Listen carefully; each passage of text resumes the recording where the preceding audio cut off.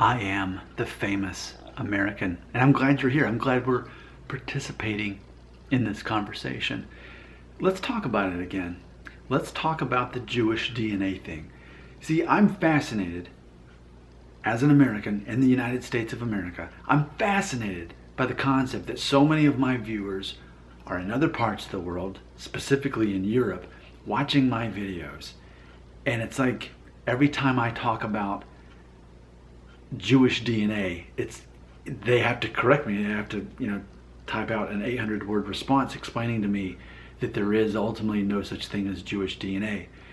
We need to just make this video specific. Let's address this. Let's really get this sorted out. Here's what I'm going to compare it to. My mom is half Mexican, but she was born in the United States. Her mother was born in the United States. Only her grandparents, or only my grandmother's parents, they were born in Mexico. But still, because my mom can trace half of her heritage and history easily back to Michoacan, Mexico, she's always identified as half Mexican. People in the United States will never even flinch at that. But people outside the United States have a problem with it because they're like, but don't you know there could be Chinese people in Mexico? But they're Mexican. It doesn't matter about their ethnicity. But people in the United States don't care about nationality. They're focusing on ethnic background. Why? Probably psychologically because we're all, who are our parents? Where do we come from? We have to take DNA tests to find out. So there's that whole thing. It's a matter of cultural perception. If you're in the United States, you probably think, oh yes, half Mexican, that makes sense. But if you're in somewhere in Europe, like, nah, that's impossible. How? Yeah, so similarly, we have this thing about Jewish DNA. I'm finding that a lot of people outside the United States, they struggle when I talk about having Jewish DNA. That my mom took the DNA test, 15.2% Sephardic Jewish. They struggle when I say that. Now, what's interesting is actual people who are Jewish consistently, when they hear what I just said, they're like, oh, well, your mother's Jewish, then you're Jewish. And that's what they consistently say. But people who are not Jewish, typically what their response is, there's no such thing as Jewish DNA. But see, for me as a person in the United States, I can almost always look at a person and say, yeah, that person's Jewish, or say there's no way that person's Jewish. I can tell. Hollywood is an easy way. I mean, because, and I've talked about it before. So many actors in Hollywood are Jewish or of Jewish descent, and so you kind of grew up seeing that, and you sort of know who is. So like, just the first, Adam Sandler, he looks Jewish. Seth Rogen, he looks Jewish. Paul Rudd, definitely Jewish, doesn't so much look it, but he is. So there's a spectrum. You can look more Jewish. You can look like Seth Rogen and Adam Sandler and specifically look Jewish. But Paul Rudd, okay, so I could get it that if Paul Rudd were to do a DNA test, his DNA test, he may only show up as 20% Jewish. But his family history, going back to England, they were practicing Jewish people. Even if his ancestors were forced to convert, however that worked out, still though, Paul Rudd is of Jewish descent. Even if, even if Seth Rogen did a test and he's, 75%. Usually though, I can look at a person and know if they're Jewish. There are some that would throw me off, and Paul Rudd definitely threw me off when I found out that he's Jewish.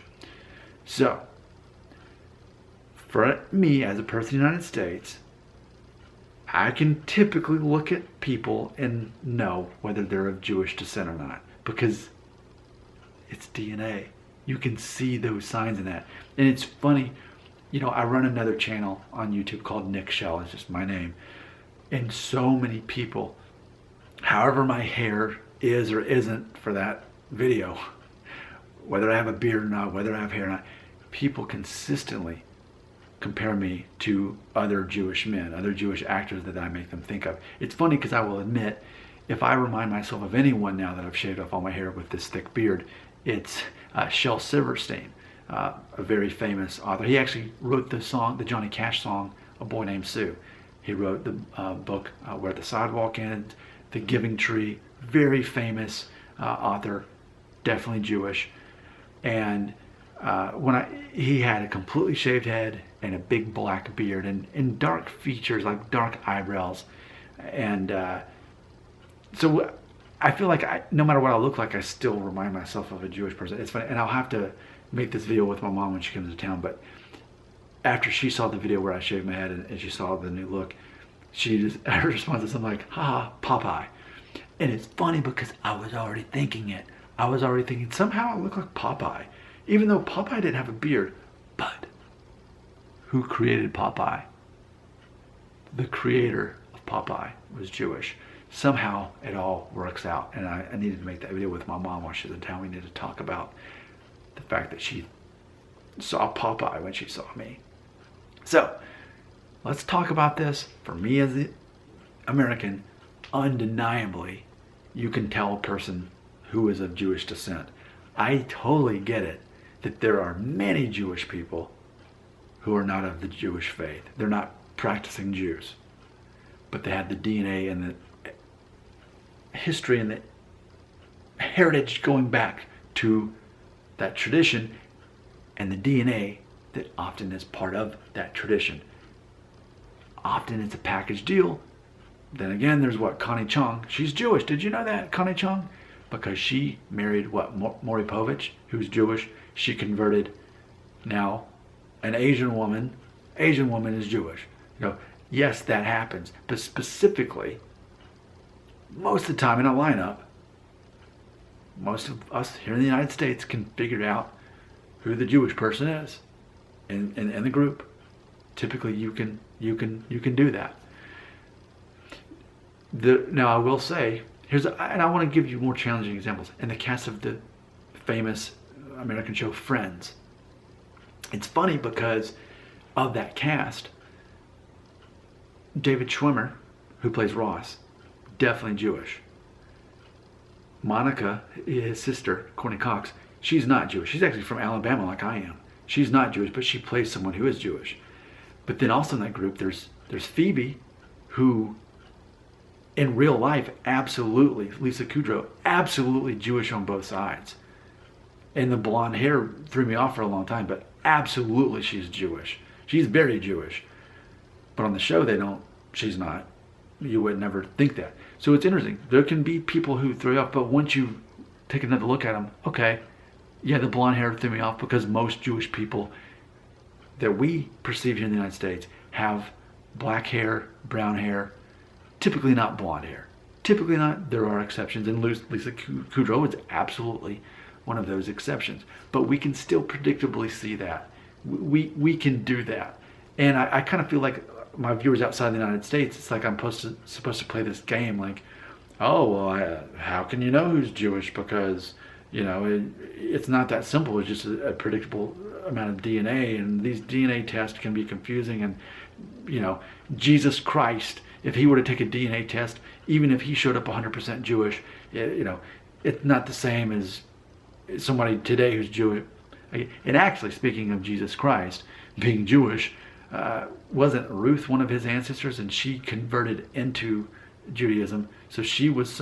So if Jesus were to take a human DNA test, then he would not show up 100% Jewish, according to me. And I felt I was supposed to say, I should make another video, but I think I've already done that video. I feel like I've already done that on here. Yeah, I have. So there we go. Let's unpack this. Let's talk about this more if we need. I think ultimately it's a perception issue. I think culturally, people in the United States see it one way, and people outside the United States see it other way. But here, like for me, people see me, whether it's in real life or whether it's on one of my videos, they continually compare me to some Jewish man, and if not, a guy who's Spanish. And that's for a reason. And granted, about a third of my DNA, is going to ultimately be British and German from my dad's side. Well, that wouldn't make sense. Half of my DNA comes from my dad, and of that, the majority of that is British, and a decent amount of it is German. But typically, if I don't tell people that, people assume it's either Jewish or Spanish, which actually, through my mom's side, both, yes. But, and that's why I made a video too. I said, hey, look at me, pluck me out of the United States and put me in a different country. Where would I easily belong, and would I look so much like those groups of people? I'm just tired of I don't want to pretend as an American that these things aren't predictable and that we can often figure these things out by looking at a person and studying their traits. And I feel like a lot of my viewers want to take that away from me. But I think part of American culture is that we are, I don't want to say obsessed, but I think we are always on a mission to sort of figure out where we came from and where each other came from. And people are interested. If someone looks somehow exotic, I'm like, people will ask, what are you? Now granted, maybe that's not the most emotionally intelligent thing to do, but people do it. They do it to each other all the time. And I think in American culture, you just have to get used to it. If you don't look Anglo-Saxon, people are probably going to ask you. They've asked about my mom my whole life, whether after she left the room or whatever. People, so it's just a thing, and that's my mom. Now I know, oh well, your mom fits in just fine anywhere in Southern Europe. Okay, but here in the United States, it's not that way, especially not in the South here in the United States where I grew up. Your comments belong right here.